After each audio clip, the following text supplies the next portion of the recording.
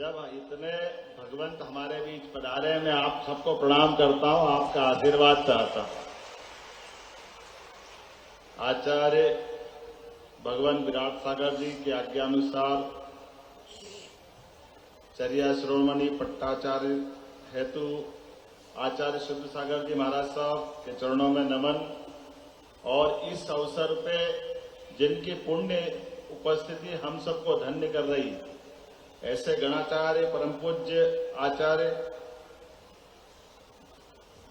पुष्पदंत सागर जी महाराज साहब, आपको भी प्रणाम कर रहा हूं आपके आशीर्वाद से। और ऐसा लग रहा है कि इंद्र की सभा भी शर्माएगी आज। तो इतने सारे आचार्य प्रज्ञा सागर जी महाराज साहब, सभी आचार्यगण, सभी सम्माननीय मुनि वृंद और आप सबके साथ साथ सभी संत वृंद, इस अवसर पर हमारे जैन धर्म के सभी साधक साधिका, इस अवसर पर सभी आगंतुक अतिथिगण, मैं अपनी ओर से कई तो लोगों के मन के शंकाओं के पता नहीं कितने प्रकार के विचार उमड़ते घुमड़ते हैं। जिन्होंने देखा है, जाना है, वो तो थोड़ा बहुत समझते भी हैं, लेकिन दुनिया के लिए आज भी एक ऐसा आश्चर्य है कि प्रकृति के अनुसार जीवन की ये भी कोई धारा हो सकती है क्या? असंभव कभी कोई मान नहीं सकता है। हमारे आचार्य भगवान जिस प्रकार से जीवन जीते हैं, हमारे जो दिगंबर परंपरा है, वाकई ये अद्भुत है। मेडिकल साइंस फेल है इसके आगे, कोई नहीं मान सकता आज के इस दौर के अंदर।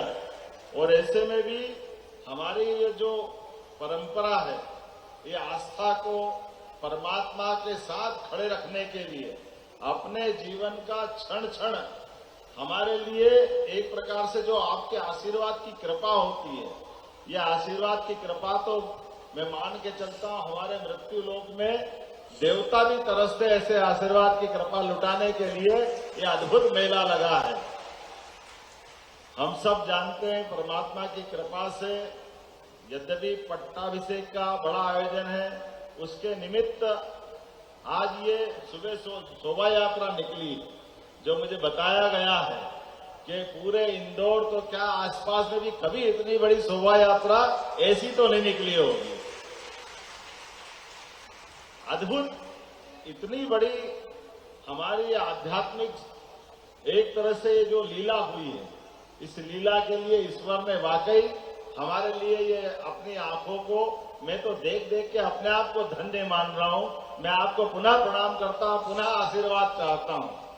हमारे माननीय मंत्रीगण श्रीमान कैलाश जी विजयवर्गीय जी, हमारे साथी मंत्री माननीय तुलसीराम सिलावट जी, माननीय महापौर जी, माननीय विधायक और माननीय सांसद, हमारे शंकर ललवानी जी, माननीय विधायक श्रीमती मालिनी गौड़ जी, हमारे विधायक मनोज पटेल जी, इस अवसर पर महापौर हमारे पुष्यमित्र भार्गव जी, माननीय विधायक रमेश मेंदोला जी, माननीय गोलू शुक्ला जी, समस्त पदाधिकारीगण, मैं आप सबका वंदन करता, अभिनंदन करता हूं। महाराज जी, आपकी कृपा से, यशस्वी प्रधानमंत्री के आशीर्वाद से, जब से हमारी सरकार बनी, कई सारे मामलों में हमने आपके आशीर्वाद के साथ वो सारे निर्णय करने का प्रयास किया है, जिसके कारण से हमको लगता है कि वास्तव में हमारे लिए सरकार के निर्णय तो बहुत होते हैं, लेकिन कुछ ही निर्णय ऐसे होते हैं जिस निर्णय के आधार पर हमको लगता है कि हाँ, ये हमारे समय के निर्णय वाकई आपका आशीर्वाद फलीभूत हुआ है। हमने निर्णय किया कि हमारे प्रदेश के अंदर जितनी भी धार्मिक नगरियां हैं, वहां सब दूर दारूबंदी करेंगे, शराबबंदी करेंगे। पूरे प्रदेश के अंदर सभी धार्मिक शहर, क्या उज्जैन, क्या महेश्वर, क्या मंडलेश्वर, क्या ओंकारेश्वर, एक एक करके दतिया, पन्ना, ओरछा, सलकनपुर, जहां हमारी धार्मिक आस्था और विश्वास है, वहां हमने कहा चाहे जो हो जाए, यहाँ की शराब की दुकानों को ताले लगा करके हमने ये निर्णय किया। दूसरा निर्णय महाराज जी, हमने निर्णय किया है कि हमारे यहाँ पर इस प्रदेश के अंदर खास करके गौशालाओं को प्रोत्साहन देते हुए प्रदेश के अंदर जितनी नगर निगम है, सारे नगर निगम के अंदर गोमाता, अपाहिज, लावारिस, बेसहारा, इनके लिए सरकार के आधार पर शासन की व्यवस्था के बलबूते पर प्रदेश में सरकारी स्तर पर तो 10,000 और बड़ी गौशाला सरकार चलाएगी, और उससे छोटी गौशाला जो चलाएंगे उनको भी 20 रुपया प्रति गोमाता के बजाय 40 रुपया प्रति गोमाता उनका प्रतिदिन के लिए हमने उसकी अनुदान राशि देते हैं। ये जो हमारी गौ सेवा के प्रति भक्ति है या भाव आपके आशीर्वाद से मिला है। और इतना ही नहीं, जो व्यक्तिगत स्तर पे भी खाली गौशाला नहीं, गोमाता तो हम सबके लिए क्या स्थान रखती बताने की जरूरत नहीं। तो ऐसे में जो जो गाय पाले वो गोपाल, इसलिए ये कामधेनु योजना के माध्यम से प्रत्येक व्यक्ति को जो 25 से ज्यादा गाय पालेगा उसको 25% अनुदान हमारी सरकार के द्वारा दिए जाने की हमने घोषणा की। इतना ही नहीं, इसके अलावा भी बहुत सारे प्रकार से, जैसे खुले में मांस मदिरा अगर कोई बेचता है तो ये कानून के विरुद्ध है।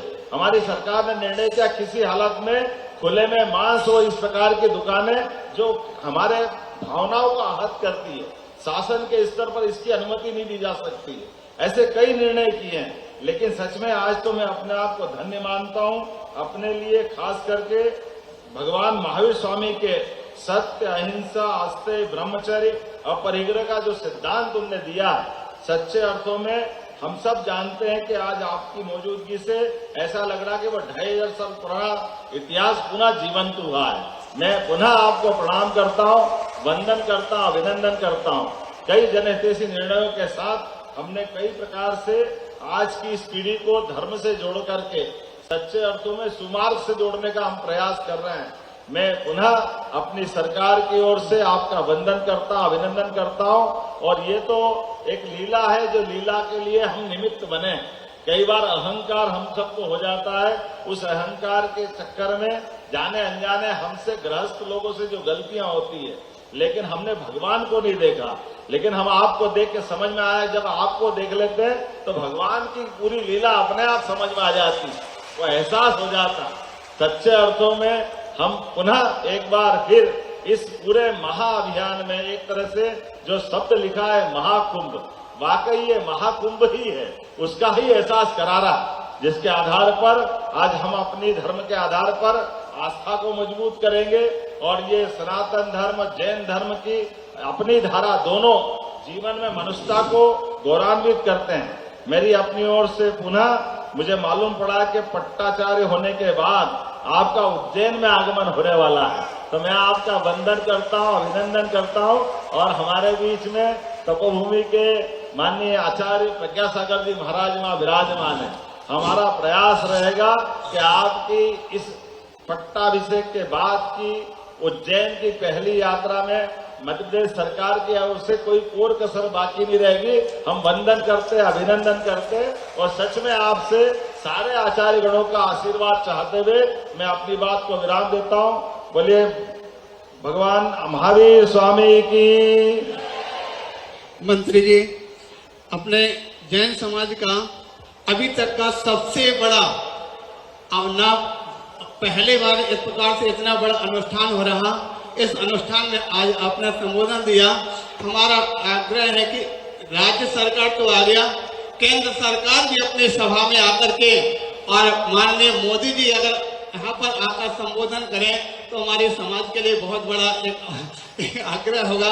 अपने यहाँ से फरियाद मोदी जी तक पहुँचाना है और उनको इस कार्यक्रम में एक बार आमंत्रण देना है, जिससे कि मैं आपकी जोरदार तालियों के बीच में अभिनंदन करना चाहता हूं। जोरदार दोनों हाथ उठाकर ताली बजाएं। हम सबके प्रेरणा स्रोत आदरणीय माननीय मुख्यमंत्री महोदय ने अपनी बात यहां पर रखी, उनके सम्मान के लिए मैं बुलाना चाहता हूं इस सुमति धाम गुरुभक्त परिवार के शिरोमणि गुरुभक्त श्रीमान मनीष जी और सपना गोधा जी को वो आए और आदरणीय माननीय मुख्यमंत्री महोदय का सम्मान करें।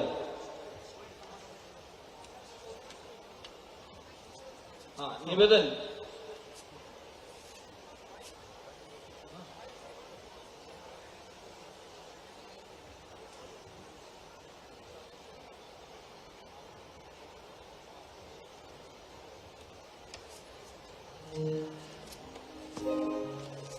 हमारे साधु संघ के